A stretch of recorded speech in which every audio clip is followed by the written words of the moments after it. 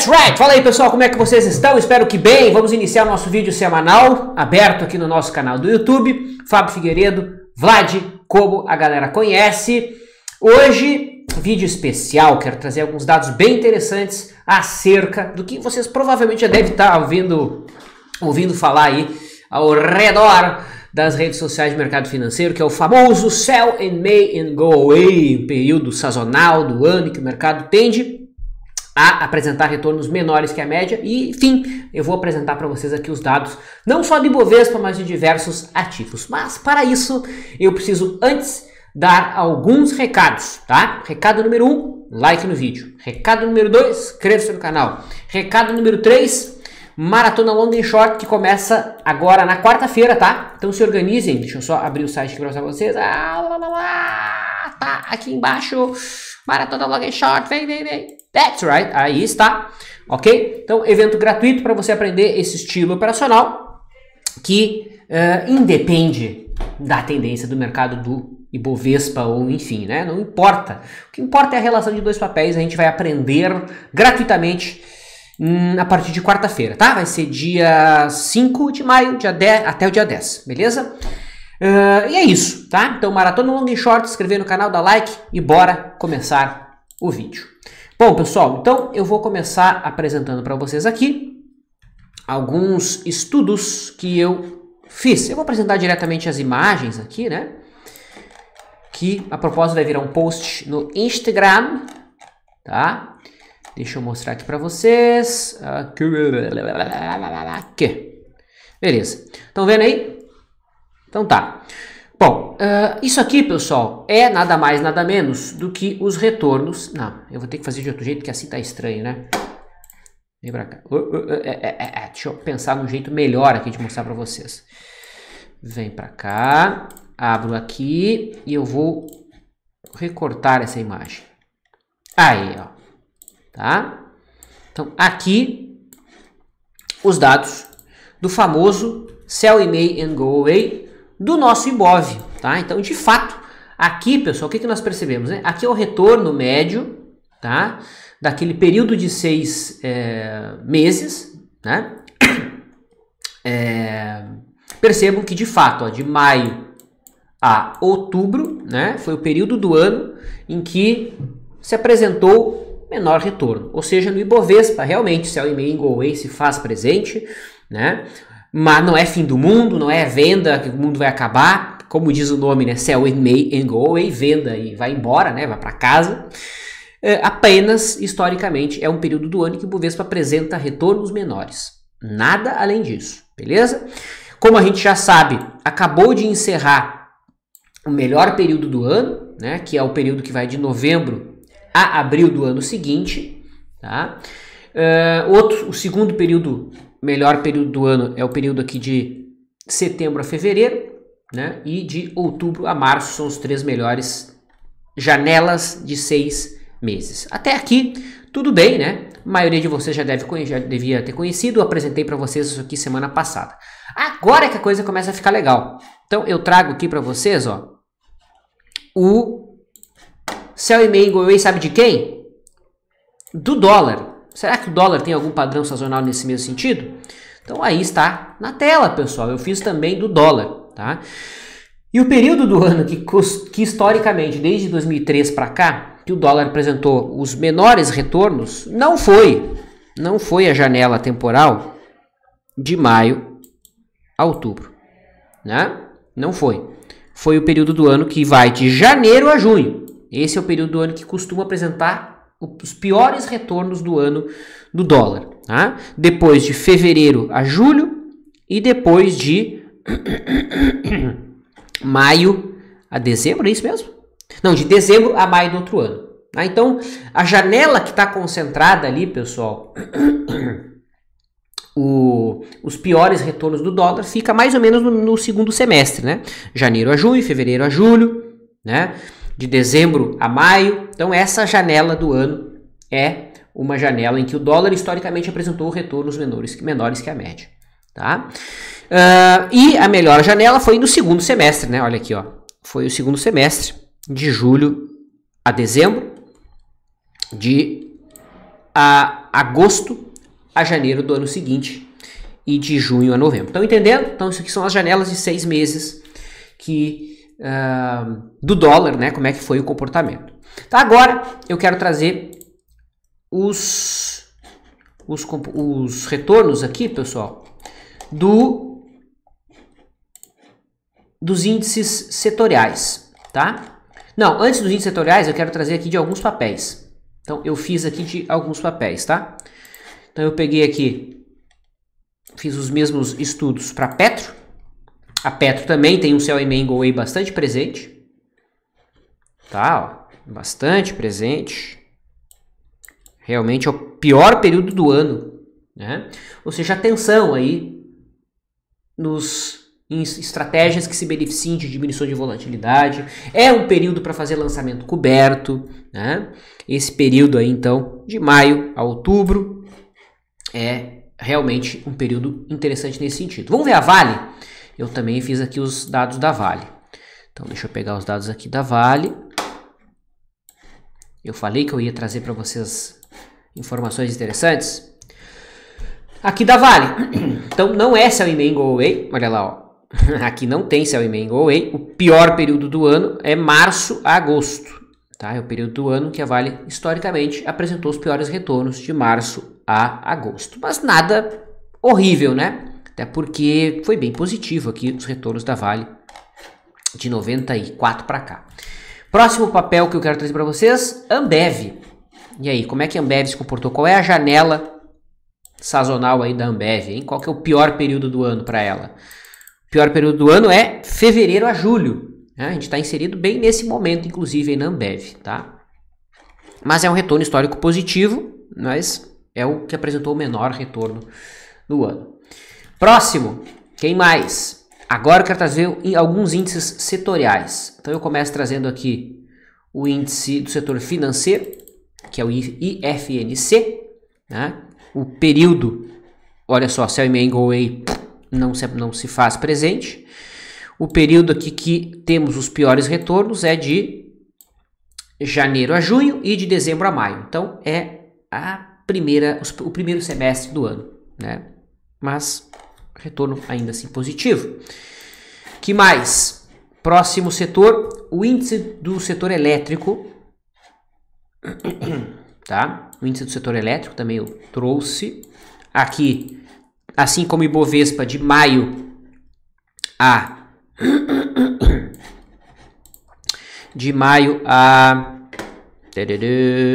outubro é também o pior período, aqui em vermelhinho, né? Opa, aqui, ó. Tá certo? E o último setor é qual? IFNC, aqui é ICOM. O índice do setor de consumo, e assim a gente fecha esses dados, tá? Então aqui, ó, o índice do setor de consumo, o pior período é de outubro a março do ano seguinte, né? O CLME em Go Away não se faz presente aqui mesmo, né? De maio a outubro é um período, um dos melhores períodos do ano, a propósito do setor de consumo. Aqui está escrito dólar, mas não é dólar, tá? É IFNC, o índice do setor de... Desculpa, ICOM, índice do setor de consumo, tá? Faltou algum? É isso aí. Tá bom, pessoal? Então, esses são os dados que eu tinha prometido. Cá estão. Vamos voltar e entender o que o nosso Ibovespa fez no mês, né? Então, a gente começa o mês de... finaliza, né? O mês de abril, né? Com uma alta conforme era esperado, né? Eu lembro que eu tinha falado para vocês exatamente isso no final de março, né? No final de março. Tivemos um mês de... temporal. Tivemos um mês de abril positivo, tá?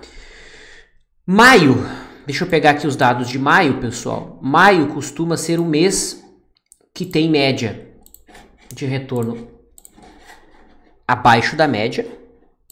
Maio. Deixa eu ver só se eu peguei os dados corretos. Meses do ano. Não, aqui é volatilidade. Espera aí. Só um momentinho. Aqui. E aqui. Aê. Tá? Então aqui a gente tem os retornos mensais do nosso mercado. Tá? Abril como sendo um mês altista, né? E foi. E maio costuma ser um mês negativo. Tá? Então a gente tem o mês de maio aí negativo. 65% dos meses de maio, de 94 para cá, tá, foram de queda. 65% foram de queda, beleza? Ou seja, um mês de maio negativo aí que se inicia estatisticamente falando, tá?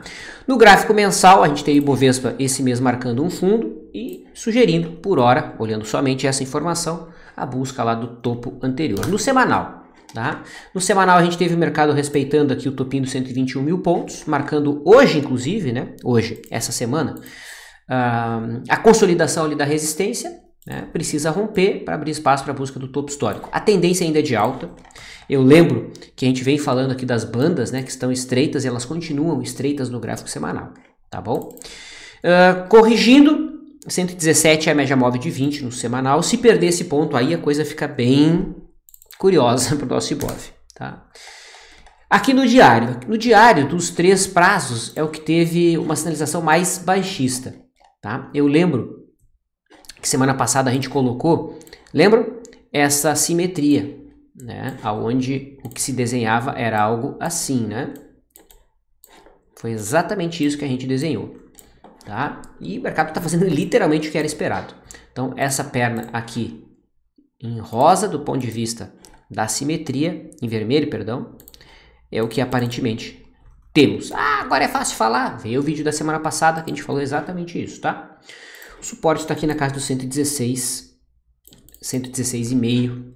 Aqui tem linha de tendência de alta passando, tá? O sinal de hoje foi um sinal baixista, tá? Nos 60 minutos o mercado perde aqui uma zona de suporte, tá? Obviamente, vamos ver se o mercado vai dar sequência aí no comecinho do mês, beleza? Então é isso, o mercado confirmou a expectativa de correção após atingir a casa dos 121 mil pontos e fez exatamente o que se esperava. Então a gente tem o mês de maio iniciando, maio que costuma ser um mês baixista, a gente tem o período do Sell e Go Away também iniciando, que costuma ser um período de menor retorno, tá? E isso obviamente pode se traduzir numa conduta mais defensiva no mercado, em carteiras beta próximo de 0, beta abaixo de 1 no mínimo, tá? Vamos falar do dólar. Curiosamente, nós tivemos o dólar esse mês, né, em queda, tá? Em queda aí de 3,37%. Mas no limite o dólar ainda está dentro de uma congestão, no movimento lateral, no movimento lateral, que já dura aí, pessoal, nada mais, nada menos do que um ano, tá? Então o dólar está praticamente no mesmo preço aí há um ano, tá? No gráfico semanal fica fácil da gente traçar primeiro, né? A gente tinha esse triângulo aqui que o mercado tentou romper, não conseguiu. A gente ajusta a linha para cá e tá aí o triângulo simétrico que a gente desenhou, né?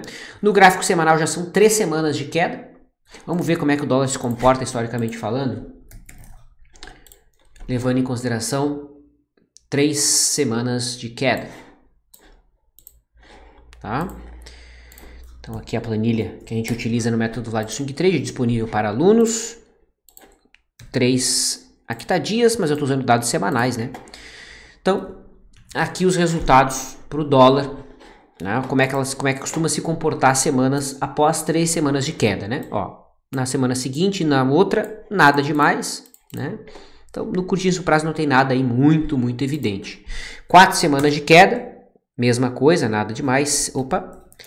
5 semanas de queda, aí a coisa começa a ficar um pouco, a ter algum tipo de expectativa matemática positiva, né? Ó, 6 já não, 7 também não. Então, realmente, 5 semanas seguidas de queda teria até alguma expectativa positiva para as 2, 3 semanas à frente, mas 3 semanas não, tá? No semanal, o dólar está testando uma zona de suporte, que é o topinho anterior, e esse canal nós também traçamos semana passada, lembra? A gente traçou esse canalzinho de baixa, o dólar estava aqui, né, perdendo o suporte, a gente colocou que o mercado estava esticado, mas o mercado acabou indo e veio testar a base do canal, tá? E no momento, no gráfico diário, testa aqui a zona de resistência, né? Eu coloquei que no semanal o mercado está testando a zona de suporte, dá para interpretar, né, pessoal? Porque aqui, ó, tem um gap aqui, ó. Opa, aqui nós temos um gap, aqui, ó. Tá vendo? Fechamento dessa semana, abriu lá em cima, então isso aqui é um gap de março, tá? Mas no diário, curiosamente foi onde o mercado parou de cair, né? No diário tem essa zona aqui de resistência dos 5.400 e pouco. O dólar tá difícil, né? Porque no semanal tá embolado, no mensal tá embolado, no gráfico diário a gente já tem uma tendência de baixa, tá? Vamos ver se o dólar consolida essa tendência ou se ele vai voltar aqui testar primeiro esse topo anterior, esse fundo anterior e o fundo logo acima. Tá? Então, por hora, esse aqui seria o caminho esperado para o dólar. Vamos falar do juro, DI 1F25, vai consolidando uma tendência de baixa depois da lateralização. O mercado voltou a testar o fundo anterior como resistência, agora lateraliza de novo dentro de uma tendência de baixa, média móvel virada para baixo. Tá? Juro e bolsa tende a ter um caminho inverso, né? Correlação inversa. Vamos falar agora das commodities. Começa aqui falando do milho, do CCMU21, tá? Que opera em tendência de alta. Teve 2 dias de correção essa semana. Quem opera seguindo uma das estratégias que eu ensino, que é a simples e clássica média móvel de 9, ainda está posicionado, né? O contrato K, ele deu saída ontem, tá? E agora novas posições podem ser feitas no contrato U, que é o contrato de setembro. Tá? Se a gente conecta os 2 últimos topos aqui através de uma linha de referência, a gente tem sim esse canal, opa, que foi rompido para cima. Opa, ué, cadê o canal? Sumiu. Então a gente faz de novo. Então aqui o nosso canal, que foi rompido, né? Aqui, para ser mais exato. E a gente pode duplicar esse canal. Como é que a gente faz? A gente vai lá em aparência, coloca a linha central. Ó, coloca tudo igual e joga isso aqui para cima. Deixa eu ver se vai dar. Eu vou ter que começar por baixo. Aqui. Então o nosso canal estava aqui, né? Aqui. Então agora eu vou arrastar ele para cima para a gente ter uma noção da onde é a próxima zona de objetivo, que fica, sei lá, em 110 talvez, 111, né? É basicamente isso. Beleza, então tá aí o milho bastante altista, só não esquecendo, né, pessoal? Já são 6 semanas de alta consecutiva, tá? Isso obviamente pede um pouquinho de cautela aí, especialmente para posições de prazo maior. O boi BGIK 21 tá ali testando uma zona de suporte, lateralizou, perdeu a tendência, né? Do ponto de vista objetivo. Média móvel de 9 já virou para baixo. Está a 2 passos aí de virar a tendência para baixo, né? Como eu disse, a tendência já não é mais de alta, tá indefinida no momento. Para quem gosta de figuras, aí tem um possível ombro, cabeça, ombro aqui, né? Meio forçadinho, mas dá para interpretar. O café, contrato setembro, setembro, né? Tínhamos esse canal meio maluco aí, se a gente ajusta ele para cá, levando em consideração esse topinho, o mercado foi lá testar a linha de referência, consolidou $172. Eu não gosto do café. Vai deixando o sinalzinho de topo, suporte lá em 160, se romper 172, segue a trajetória de alta. Setores, IFNC, deu um belo do olé aqui, né? Essa semana os bancos deram um bonito olé. Então esse aqui é o setor financeiro, rompeu resistência e a maioria dos bancos deram olé, o índice ainda não frustrou, né? Não dá para dizer que foi um falso rompimento ainda, apenas perdeu o fundo. Tá? Já aproveito e comento aqui, né? Sambi foi um papel que rompeu, né? Ó, chegou a abrir banda e tudo, devolveu tudo, né? Não chegou a estopar exatamente ainda, mas sem dúvida não é um sinal interessante. Bradesco, idem. Né? Bradesco chegou a perder a mínima do candle aqui que rompeu. Tá? Itube, ó, rompeu, chegou a negociar a mínima não só da barra anterior, mas de 2 barras atrás.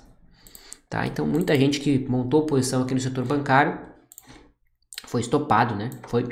Deu aquele belo olé do elástico. O índice do setor de energia. Então, a gente tem aqui o IEX lateralizado. Coloco como destaque essa semana aí CEMIG, tá? Alta aí de 2,5% e especialmente CEMIG 3, que é um papel que pelo método Vlad gerou compra na quarta. E hoje, dependendo do ponto de entrada, até tem o alvo, né? Foi um papel que no leilão de fechamento hoje teve rebalanceamento de índice. O papel aí deu uma bela puxada no leilão, fechou com uma alta aí de mais de 5%, tá? Índice do setor de consumo, ok? Testando aí uma zona de suporte, que é o topo anterior, mas já perdeu as médias, então aqui tá meio bagunçado o cenário do setor de consumo. Apanhou bastante Lame, né? Lojas americanas, está vindo aqui, está testando, querendo perder ali o fundinho anterior. Esse aqui é o gráfico semanal, né? Do gráfico diário tá ali, ó, papel na cara do gol para perder o suporte. Magazine Luiza também já vem de 4 dias consecutivos de queda. Vamos ver se tem alguma coisa interessante aqui para 4 dias seguidos de queda. Vou botar aqui 4 dias seguidos de queda. Olha aí, ó, tá interessante, né? Então, para 4 dias seguidos, depois de 1, 2, 3, 4 dias seguidos de queda, há, estatisticamente falando, alguma expectativa positiva para esse papel, né? Para um dia depois, na média, o papel subiu 4,34%, subiu em 61% das vezes, produzindo então a expectativa matemática de 1,65. Legal, né? Tá, então tá aí a Magazine Luiza, VVAR, eu sei que é o papel que vocês gostam também. Outro papel que deu um sinal falso, né? Rompeu aqui a resistência, ficou testando a antiga região de resistência como suporte e na terça-feira negou tudo, deu uma bela bagunçada, frustrou aí todo mundo que estava acreditando e esperando um rompimento, tá? Consumo, faltou o setor imobiliário, tá? Então aqui o Imob que estava ali, né? Na cara do gol para romper a resistência e seguir até a próxima. Acabou lateralizando, tá perto de romper para baixo, né? Se romper para baixo, o que nós temos é isso aqui. Então deu uma bela bagunçada aí o setor imobiliário, tá? Essa semana Cyrela fazendo aí um pivôzinho de baixa, sexta-feira, né? MRV em queda na semana, na sexta um dia de mais volatilidade. Exetec até que ainda se sustenta aqui dentro de um cenário de tendência de alta, né? Acima do topo anterior, falta uma barra decente aqui, uma barra branca, de preferência rompendo ali a região dos 34. E era isso, né? Tem alguma coisa a ver com o setor de consumo? É o setor de shoppings, né? Então aqui a gente tem BRML que está querendo perder ali o fundinho anterior e a Multiplan também na cara do gol para perder essa zona de suporte. IGTA está um pouquinho mais forte, mas nada demais, né? Uma tendência fraca que não se sustenta acima dos topos anteriores, é um canal estreito, né? Como o Al Brooks, metodologia do Price Action, coloca. Né? Que mais? Acho que era isso, né? Consumo, acho que não faltou nada. Então, rapidamente a gente vai olhar lá fora. Trading View. A gente dá uma olhada nos índices lá de fora, rapidamente. Então, aqui sexta-feira a gente teve o S&P fechando ali com uma leve queda. Vamos olhar só o mensal. Poxa, no final do mês, né? Então, olha aí, cara. Isso aqui é o S&P do gráfico mensal. Deixando uma barra relativamente grande, né? Relativamente grande no gráfico mensal. Será que é uma barra de exaustão? Cara, tem. Tá? Mas nada mais difícil do que procurar uma barra assim. Tá? O Dow Jones... eu não mostrei o Dow Jones para vocês, né? Porque eu também fiz o Dow Jones. Cadê o Dow Jones? Aqui, ó. Eu não falei o sell in May Go aí do Dow Jones, como é que é. Eu esqueci. Eu também fiz o do Dow Jones. Olha aqui, ó. Tá? Então tá aí. Certo? Então aqui, novembro, abril é o período do ano que produz o maior retorno. E de fato, de maio a outubro é o pior período do ano, com o menor retorno o menor retorno da janela de 6 meses, beleza? O Dow Jones, no gráfico mensal, cá está, 3 meses de alta consecutiva, né? Mas não tem uma barra tão aguda quanto a S&P.